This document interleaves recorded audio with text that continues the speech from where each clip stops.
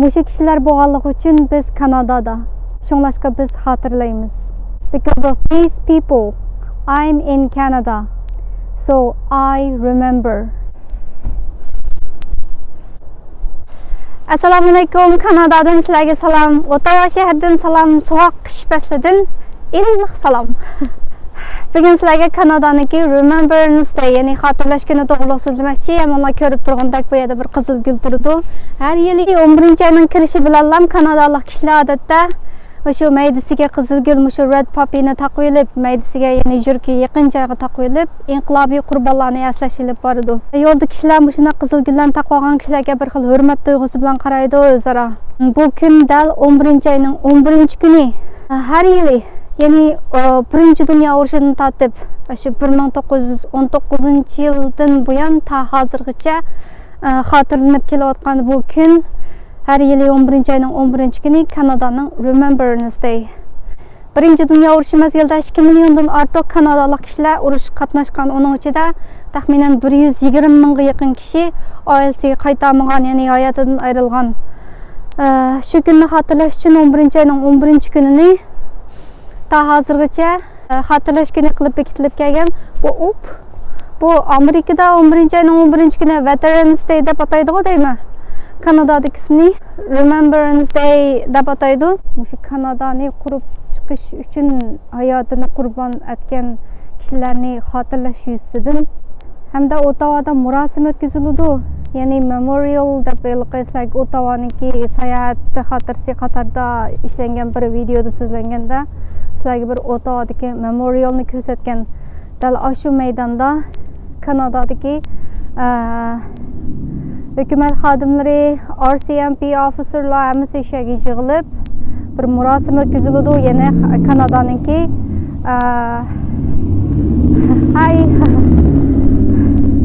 Kanadaniki shu xotirlash kunini murosim o'tkaziladi.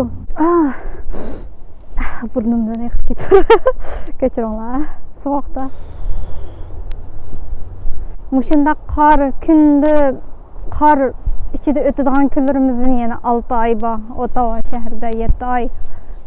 Qish pek uzun bo'ladi bu yerga. Kanadada mushunda qanday qizil red poppyni buning bir tarixiy hikoyasi bor ekan. Shunda inqilobiy qurbonlar uylarimizni o't kuyib o'lganma, urushda kuyib o'lganma ish qilib butun yoyliqda faqat shu qizil red poppydan boshqa hech nima qolmagan. Kishilar qurbon bo'lgan yerlarga qonlari singan, anan keyin shu qizil gullar o'nib chiqqan degandek bir nimalar bor ekan endi.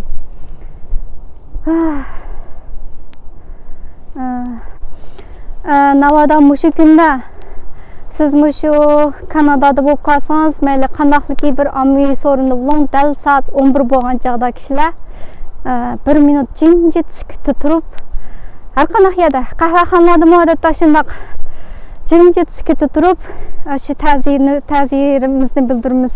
Men birinchi qatim dastlabda kelgan chog'da tuyuqsiz hayron qolgandim, men bo'ldi bu tuyuqsizlam chaqirdi-ku deb. Qahvaxonada o'g'inish qilib o'tirgandim. Bu yerda asosan qahvaxonalarda biz qahva ichishga o'tirib o'g'inishimizni qilamiz. Oliy maktab o'quvchilarim asosan qahvaxonalarda topshiriqlarni ishlaydi degandek. Men o'zimniki o'qish hayotimni qahvaxonada bakchiq o'tkazdim. Shunday bir qatim mashina o'tilib kelib qolgandi.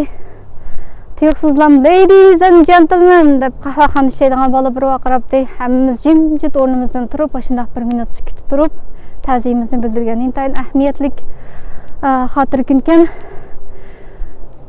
Kanadaga bo'lgan texmo muhabbatdan mashti deyman bu.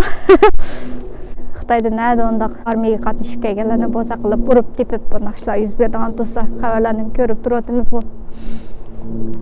Men ba'zida o'ylab qolman, bizningki vatanimiz ozod bo'lib qolsa qaysi kunda shu Remembrance Club Day, Remembrance ya'ni xotirlash kuni qilib bekitilar deb o'ylab qolman ba'zida.